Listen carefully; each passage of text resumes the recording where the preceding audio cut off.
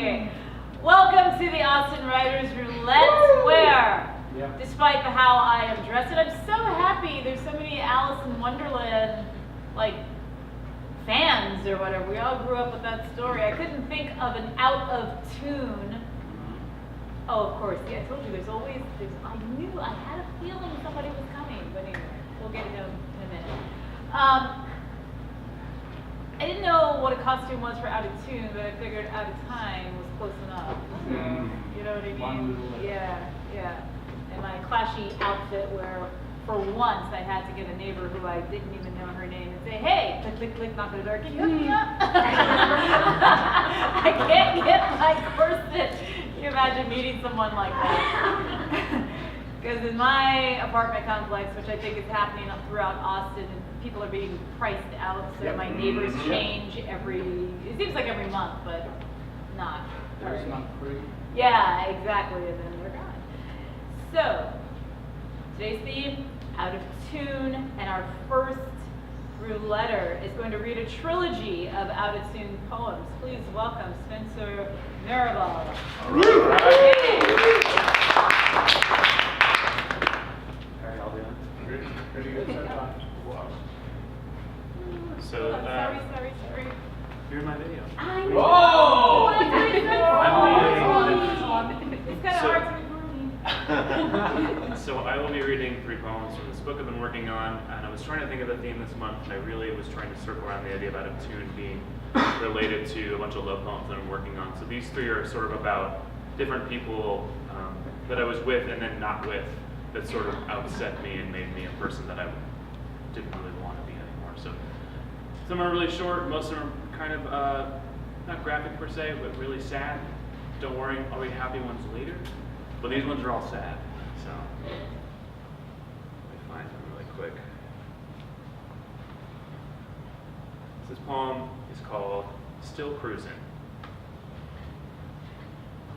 We left Montana Bar to trek up and down the steepest Seattle streets in tattered Nordstrom rack boots, lips manhandled like bald tires, 2 a.m. winter air giving our bones a glimpse of what it must feel like to be salmon left a little too long in the freezer. Not even your favorite blueberry and dark chocolate chapstick I'm keeping in my jacket pocket can seem to keep you close to me.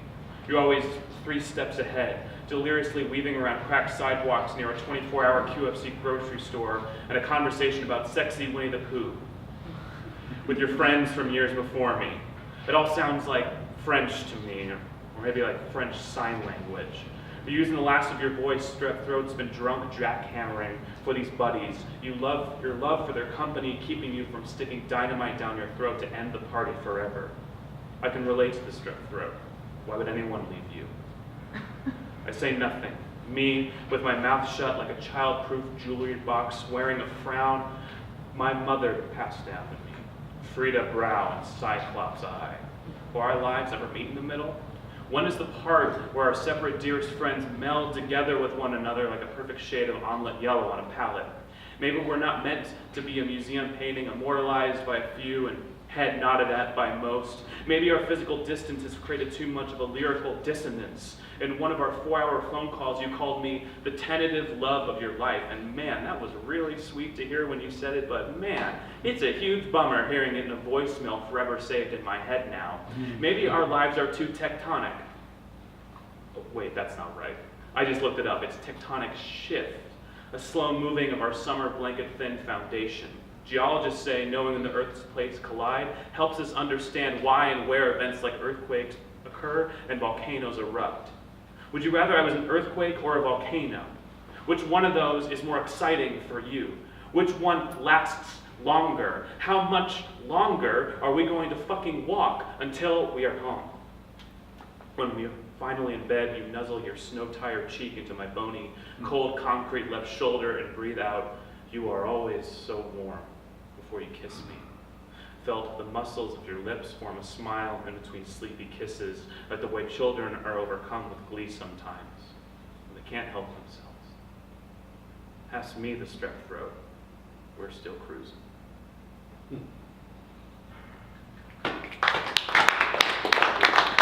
This is a poem I wrote when I went to my cousin's wedding right after I'd gotten broken up with somebody and got rejected from grad school. So It's going to be a little happier, as you can imagine.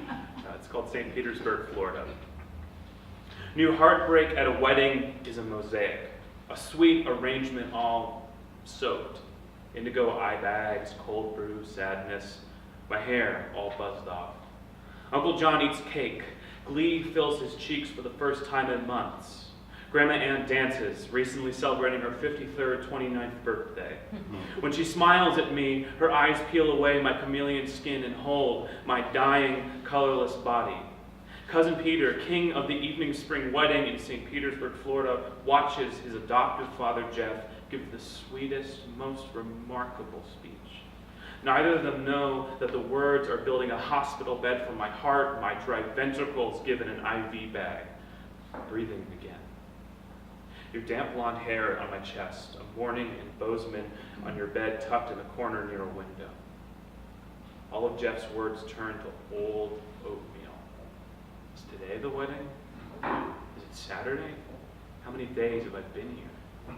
Later, or earlier, who's to say, I walk on an April beach the color of white I thought was only saved for master bedroom linens. Trees twist branches into shapes I've never seen before. Their sun-kissed lime green leaves wear the sunset like a dress they're most known for, the most royal sky.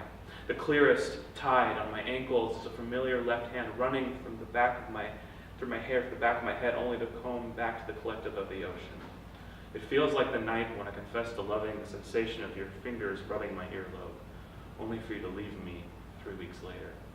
Linda asked Mom if she could open a tiki bar when they moved to Key West together. My mom laughs and smiles at her wife. My mom will die in Key West someday, probably. I asked her if Linda's the love of her life and her best friend because I thought that's how it was supposed to be. She's not sure what to say. How many days have I been here? Earlier, or later, who's to say, I'm in a white porcelain hotel shower. I stand in the corner where the water can't touch me. The mood set by music that cyclones into a liquid version of you that sticks its whole hand in my ear and chokes an ear infection into existence. Smack myself in the face with my palms like ping pong paddles so that maybe I'll have a seizure and shock these images out of you in my brain. A shower in North Austin. We stand in the corner teaching one another how to wash a lover's back. We kiss under warm, wet pellets. I'll never kiss anyone in the shower again. Depression isn't sadness. Sadness isn't an aesthetic, it's just exhausting. I hate seeing you everywhere you're not. My eyes hurt. I want to scoop my eyes out like ice cream. It's so fucking hot here. How many days have I been here?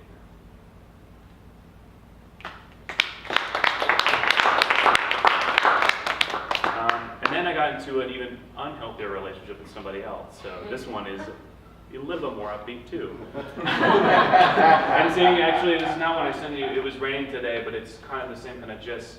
I was dating somebody who, if you guys know what ghosting is, she was the king of the ghosting crew. Like if there's everyone who's ever ghosted someone in their lifetime, she holds the monthly meetings of them. So this is for that person. It's called a summer downpour. I am an escape for you. A VR, POV porn of doggy style to you.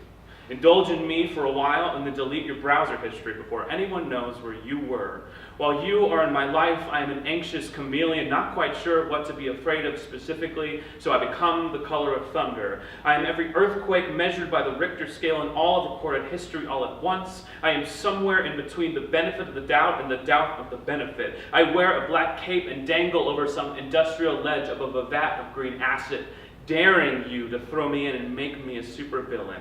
I stand on August asphalt and watch my body melt upwards. While you are in my life, I am rusted platinum. I am anguish's mentor. I am hangover puke. I am Brian Wilson's bed sores. I am a deep breath of Saturn's atmosphere. I am a tumor removal done by a barber with Parkinson's. I am open heart surgery without anesthesia. I am somehow a live, trampled cockroach waiting to be stepped on a second time. I am myself in a dream where I drive off a towering interstate overpass, careen into the ground, and don't wake up from the dream. But when you leave my life, I will become you to someone else. I will be a leech that is latched onto itself in a perfect circle, starving. You wanted the rain. This is the rain. Thank you.